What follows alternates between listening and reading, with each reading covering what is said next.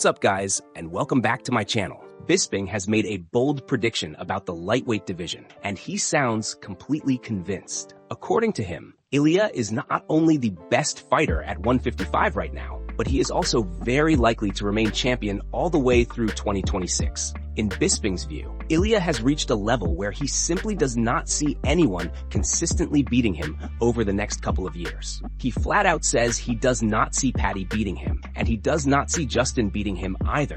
Bisping explains that while there are always contenders in the mix, most of them fall short when matched up stylistically with Ilia. The one name he does acknowledge as a potential problem is Arman. He calls Arman the dark horse of the division, a fighter who has the skills, toughness, and wrestling base to at least make things interesting. Still, Bisping does not believe that fight will happen anytime soon, and timing matters a lot when predicting title reigns. He also breaks down the interim title fight between Paddy and Justin, calling it a fascinating matchup. Bisping points out that Justin is clearly the better boxer and even the better wrestler on paper, but he rarely chooses to use his wrestling in fights. Even if Justin decided to wrestle, Bisping questions whether taking Paddy down would actually be a smart idea. Paddy is dangerous on the ground and comfortable fighting off his back. Another key factor Bisping mentions is age and mileage. Paddy is much younger, with far fewer hard rounds and less wear and tear on his body. Because of that, Bisping admits he is already leaning toward Paddy in that interim title fight, even though it is still early. In the end, Bisping circles back to the big picture. When he looks ahead to the end of 2026 and asks who the undisputed champion will be, his answer stays the same. Ilia will still be on top, still holding the belt, and still looking like the man to beat in the division. And before we continue, make sure to leave a like on the video and subscribe to help support the channel. Moving on to another news, a highly anticipated matchup was officially called off as Nickal versus Yoel Romero was canceled at Real American Freestyle 5. The event still went down as scheduled, but fans were left disappointed after learning that the main attraction would not be taking place. The reason for the cancellation was simple and unfortunate. Yoel was unable to make the agreed weight. Later addressed the situation directly, explaining that he was extremely disappointed about not competing. He revealed that Yoel weighed in at 212 pounds, which was 7 pounds over the contracted weight limit. According to that gap was simply too large to overlook at this level of competition. While he made it clear that he is usually willing to work with opponents if they are close, 7 pounds was not considered safe or fair. He added that if Yoel had been within striking distance, even just a couple of pounds over, the match could likely have gone ahead. However, giving up that much size and weight was not something Bo or his team felt comfortable agreeing to.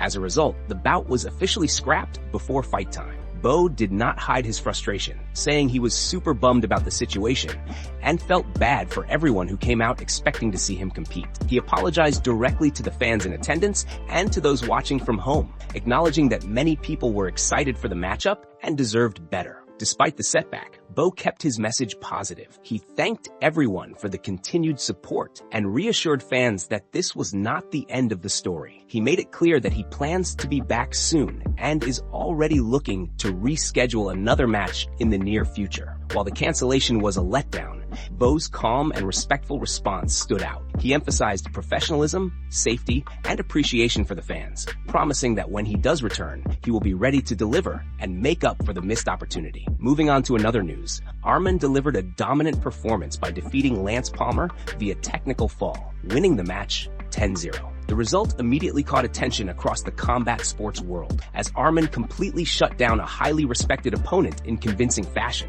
His performance showed control, pressure, and elite wrestling from start to finish. Ariel Helwani reacted by saying he respects Arman's mindset, noting that if he is not being given the fights he wants, he is willing to stay active by competing across other promotions. Tim Welch also weighed in, calling Arman an absolute freak. Alia Quinta added that the fact Arman was able to tech Lance Palmer is simply insane and speaks volumes about his level right now. Moving on to another news, the main event delivered a dominant statement as Colby Covington defeated Luke Rockhold by technical fall, winning by a lopsided 12-0 score. From the opening moments, Colby set the pace with constant pressure, sharp movement, and relentless control. He stayed active, circled well, and never allowed Luke to settle into any rhythm, turning the bout into a one-sided display of high-level wrestling. After the win, Colby did not waste any time making his intentions clear. He stepped forward and called out George St. Pierre, pointing to legacy and history. Colby highlighted the all-time welterweight takedown records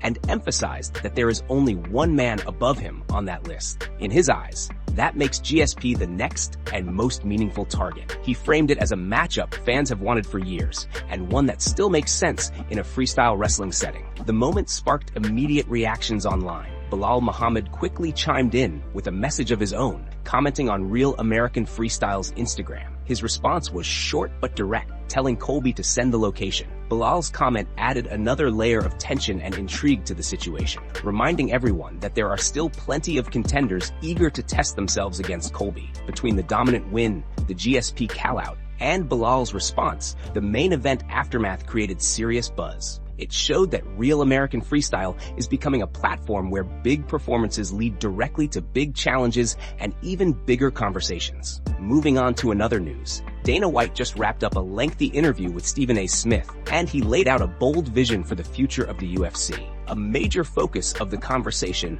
was the new Paramount deal, which Dana stressed was never just about money. He described Paramount as a long-term platform partner rather than simply a broadcast home, saying this partnership is designed to reshape how fans consume the sport worldwide. One of the biggest takeaways was Dana's clear intention to move away from the traditional pay-per-view model. He believes subscription-based global viewing is the future, and openly stated that pay-per-view could eventually disappear altogether. His goal is simple: fans paying less while still getting access to every UFC event. In his view, that model benefits everyone by lowering barriers and growing the audience. Dana also doubled down on his long-held belief that the UFC brand itself matters more than any individual star. He said fans trust the UFC product above all else, which is why he stopped worrying years ago about fighters losing, retiring, or moving on. The machine keeps rolling, and the focus remains on delivering a consistently high-level product. His core rule has not changed. Fans should never regret staying home on a Saturday night to watch the UFC. When it came to fighter pay,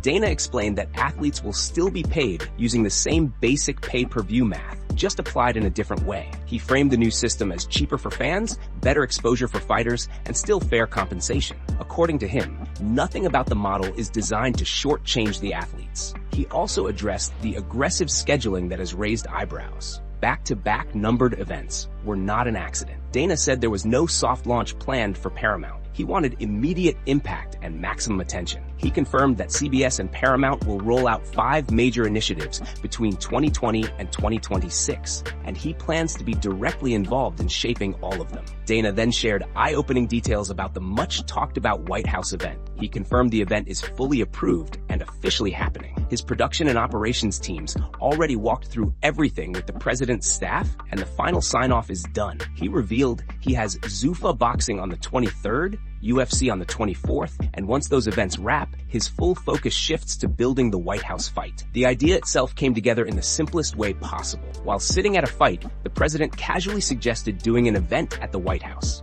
Dana immediately agreed. For him, it made perfect sense, noting how different presidents have connected with different sports. And this one happens to be a true UFC fan. Moving on to another news. Michael Chandler made headlines while attending RAF 5 when he stepped up and delivered a surprising and emotional call-out. In front of the crowd, Chandler brought up unfinished business from his past and made it clear that one rivalry still means a lot to him. He looked toward Chael and started setting the stage, reminding everyone of a trilogy that never truly reached its conclusion during his career. Chandler did not want anyone else to say the name for him, insisting this was his moment to speak it into existence. He teased the crowd with a hint, describing a tough young man from the mean streets of Philadelphia. He talked about a fighter who came up through wrestling, then transformed that background into an incredible MMA career at the highest level. He listed the achievements: a UFC title, a Bellator title, and years of elite competition. Then he said it plainly. Eddie Alvarez needs to finish the trilogy with him. The call-out carried a mix of respect and urgency. Chandler acknowledged the history between them and framed it as something that feels incomplete, something that deserves a proper ending. At the same time, he made it clear that his immediate focus has not shifted. He reminded everyone that his eyes are still locked on June 14th, when he is set to compete on the South Lawn of the White House against Conor. Even so, Chandler left the door wide open. If Eddie, or anyone else from that chapter of his career, wants to make it happen on the RAF wrestling mat, he is ready. He closed with confidence and conviction, blessing the moment and promising that he will see everyone at the top. Moving on to another news. Justin Gaethje's camp is hinting at a potential shift in strategy ahead of his fight with Paddy Pimblett. Trevor Wittman has suggested that Gaethje may look to mix in more grappling than fans are used to seeing from him. According to Wittman, whatever Paddy has been saying in interviews is just talk, and the team is preparing for absolutely everything. They are not approaching this bout as a pure striking fight by any means. Wittman explained that Justin has spent a huge amount of time developing his grappling, and that is something he is especially proud of. He believes Justin's wrestling is actually very high level, particularly when it comes to offensive grappling and strong positional control. For years, people have overlooked this part of Gaethje's game, but inside the gym, it has been a major focus. Wittman described Justin as one of the best scramblers out there, a guy who can explode out of bad positions and punish opponents with big slams, similar to the old Rampage Jackson style. He also talked about a key lesson learned from past fights. When Gaethje faced Oliveira, the approach was too defensive. The mindset was all about avoiding positions and escaping danger, instead of imposing offense. Wittman made it clear that you cannot win fights thinking like that. To be a champion, you have to push people backward, put them on their heels, and dictate where the fight goes. Justin's style, at its core, is offensive, and that applies just as much to grappling as it does to striking. Wittman went on to highlight how dangerous Gaethje can be on top. When you grapple with him, his ground and pound is very unique. He throws punches from strange angles, creating damage in ways opponents do not expect. It is not just about control, it is about constantly inflicting punishment and forcing mistakes. When it comes to Paddy, Wittman acknowledged that he is good at dragging fights to the floor and creating scrambles. However, he does not see Paddy as a great traditional wrestler. He does not believe Paddy is going to go out there and simply take Justin down at will. While anything can happen, including slips or wild exchanges, the expectation is that Gaethje will be the stronger, more dominant grappler if the fight hits the mat. Overall, the message from Gaethje's camp is clear. They are ready for a complete fight. They trust Justin's wrestling and top control, and they believe mixing in grappling could be a major factor in breaking Paddy and winning the fight in decisive fashion. Moving on to another news. Arman has just confirmed a major update that could shake up the situation around UFC 324. After jumping on a live stream with Adin Ross, Arman revealed that he is staying in the United States and is fully prepared to step in as a backup fighter for Justin Gaethje if needed. This comes amid growing concern after photos circulated online showing Justin dealing with a staph infection, adding another layer of uncertainty to the fight. Arman openly acknowledged that the implication is obvious. He wants to be close, ready, and available in case the UFC needs someone on short notice. He explained that he understands exactly where he stands in the division right now and is doing everything possible to stay in the UFC's good graces. For Arman, this is about trust, timing, and showing that he is willing to answer the call whenever the opportunity appears. On the Gaethje side, the stakes could not be higher. According to Trevor Wittman, this is being viewed as Justin's last real title run. If Justin loses, there is no interest in hanging around as a gatekeeper or chasing smaller fights for paychecks. It is an all-or-nothing situation. A win keeps everything alive, including the possibility of a title unification down the line. A loss likely signals the end of that chase. That unification picture, however, is far from clear. Ilia is currently on hiatus due to personal reasons. While an interim title win would normally point straight toward a unification bout, Dana White has not sounded fully committed to that idea just yet. That uncertainty is part of why Arman is staying sharp and close.